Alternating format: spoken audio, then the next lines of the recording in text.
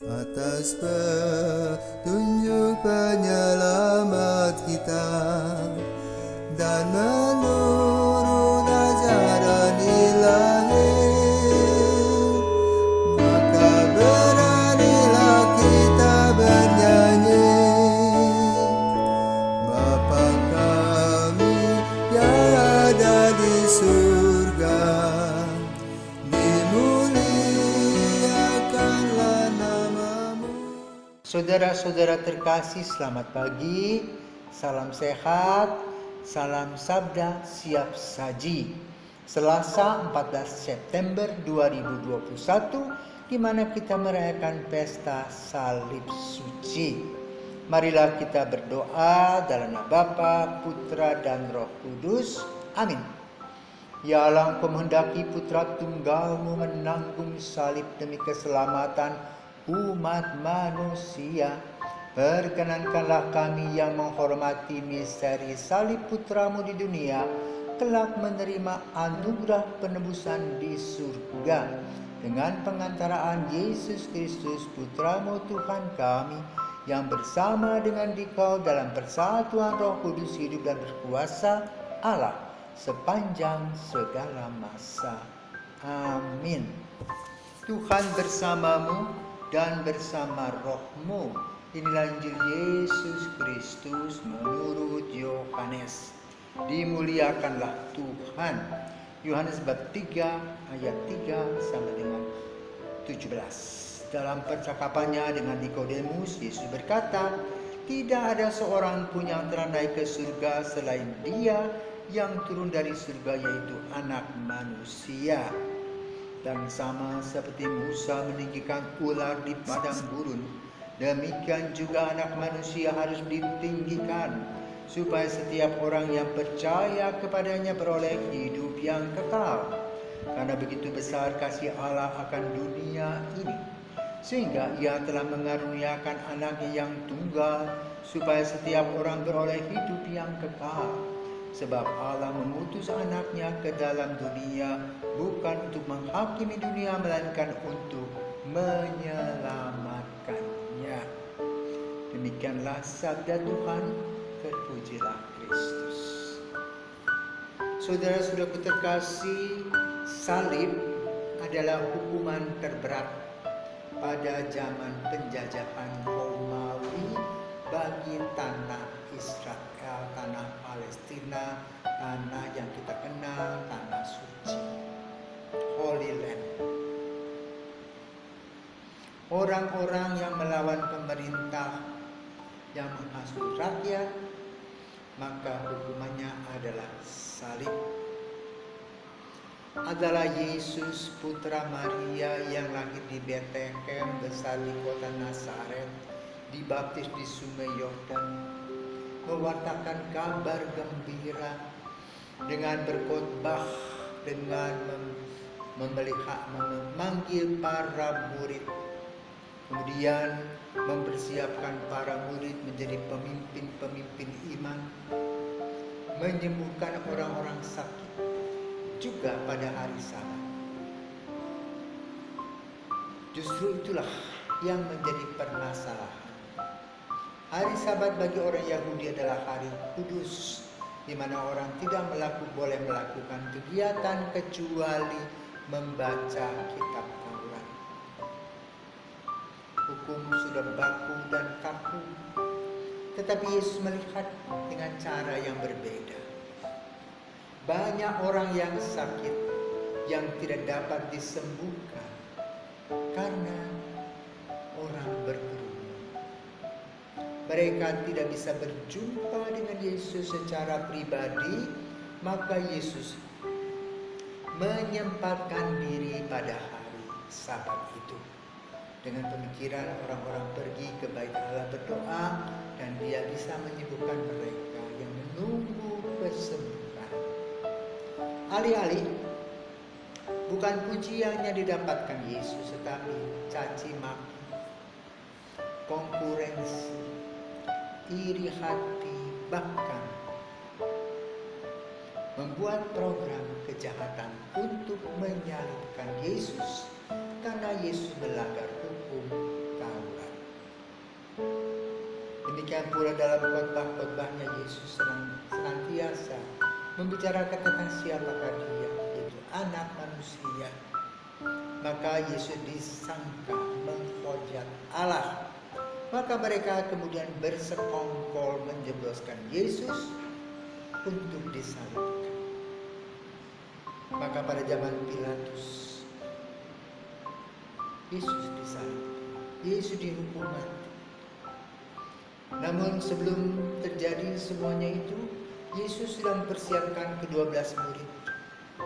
Bahkan satu murid mengkhianati dia dan menjualnya dengan 30 perak. Dan Yesus mengadakan perjamuan malam. 2 tahun sebelumnya Yesus merayakan Paskah Yahudi. Memakan roti tidak berbagi bersama-sama, membagi-bagikan. Namun pada tahun ketiga dia mengubah inti dari perayaan Paskah dengan mengatakan, sambil mengangkat roti, dia mengatakan, inilah tubuh, makanlah kamu semua. Kemudian dia mengangkat anggur dalam piala yang mengatakan, inilah darahku, minumlah untuk mengenangkan akan daku. Pesta yang berbeda dari hari-hari biasa. Setelah itu Yesus pergi ke Taman Getsemani dan ternyata Yudas sudah mengkhianati dia dengan menjual 30 perak dan mencium Yesus di Taman Getsemani. Dan kemudian Yesus ditangkap sementara 3 orang, Petrus, Yohanes, dan Yakobus tidur. Maka kemudian terjadi dialog. Dan dia mengatakan, akulah Yesus yang kau cari. Maka kemudian Yesus dirantai, dibawa ke rumah Kaifas, diadili di sana, dibentur-benturkan kepalanya. Sesudah itu dia harus pergi menginjak besi yang sudah dipanasi dan kemudian mengangkat salib. Maka di dalam jalan salib kita memperingati 3 kali Yesus jatuh. Maka dalam perjalanan menuju Golgota, Yesus juga ditolong oleh Simon dari Kirene. Bertemu dengan Veronica, bertemu dengan ibunya Maria, dan kemudian disalibkan. Dan ketika ia disalib, maka Maria mengunjunginya bersama Yohanes. Dan Maria melihat Yesus dan Yesus berkata, ibu, lihat anakmu, anak lihat ibu. Dan sejak saat itu Maria tinggal bersama Yohanes. Lalu Yesus dikebumikan pada hari Jumat. Jam 3 wafat setelah disalibkan bersama dengan 3 orang. Kedua yang dipatahkan kakinya Yesus tidak sempat, tetapi Yesus ditusuk lambungnya dan keluar darah dan air. Lalu Yesus dimakan. Tanpa dibersihkan luka-lukanya, langsung dibungkus dengan kain kafan. Dan kubur Yesus bukan di dalam tanah, tetapi di mausoleum di atas tanah, di sebuah pekuburan baru yang cukup mewah. Namun kemudian apa terjadi? Kain kafan itu tergulung dan Yesus tidak ada. Kemudian kayu palangnya dikubur dan menunggu begitu banyak tahun. Sekitar tahun 330-an adalah seorang ibu bernama Helena, ibunda dari Raja Konstantinus Agung yang baru saja bertobat menjadi seorang Katolik karena Paus Silvester. Dia kena penyakit kusta dan disembuhkan dengan berkat Paus Silvester. Maka kemudian istana musim panasnya diserahkan kepada gereja. Dan itulah gereja pertama, Basilika pertama, Yohanes Lateran, yang menjadi katedral pertama. Sejak Konstantinus menjadi raja, Ibu Helena berangkat ke Tanah Suci mengumpulkan semua harta-harta, artefak-artefak yang berkaitan dengan kenangan akan Yesus, dan pada tanggal 14 September itu ditemukannya kayu salib sebagai tanda mengenang kembali penyaliban Yesus untuk dosa-dosa kita. Tanpa penyaliban Yesus, maka sia-sia.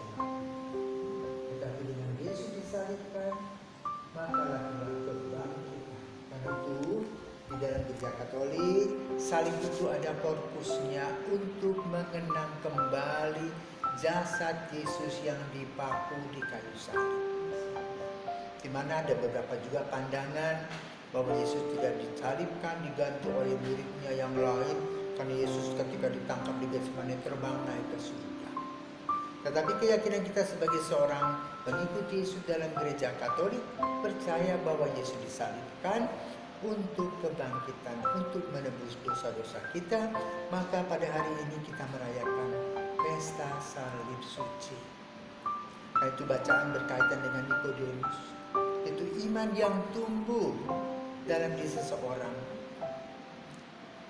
yang meyakini bahwa salib membawa kebangkitan.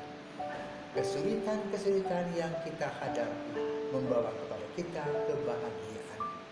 Maka pada hari ini kita merayakan arti penyaliban yang mempunyai makna lebih dalam, yaitu kebahagiaan dan kedewasaan iman kita. Kita bersyukur dengan adanya kayu salib, mengenangkan kembali kasih Tuhan yang luar biasa. Allah mengutus putranya menjadi manusia, dan manusia menyalibkannya karena dosa-dosa kita. Karena kita tidak tahu siapakah Yesus sebenarnya, kita menghakimi Yesus. Tetapi dalam refleksi kemudian kita bersembah, sujud, dan menyembah salib Yesus untuk mendapatkan kekuatan dan juga untuk mendapatkan pengampunan. Maka penemuan salib suci ini mengajak kita untuk berlutut, menyadari semua kekurangan-kekurangan dan kesombongan kita, dan mempersembahkan semua kesulitan-kesulitan yang kita hadapi. Dan di sana Yesus berdiri, akulah kebangkitan dan hidup. Maka bagi semua orang yang percaya, bagi semua orang yang berani memikul salib, bagi semua orang yang tahu diri bahwa dia memerlukan Tuhan dan datang kepada Tuhan, Tuhan senantiasa memberkatinya. Semoga salib suci ini memberikan kepada kita kekuatan dan kebahagiaan. Kami menyembah Engkau ya Tuhan, sebab dengan salib suci-Mu Engkau telah menebus dunia. Amin.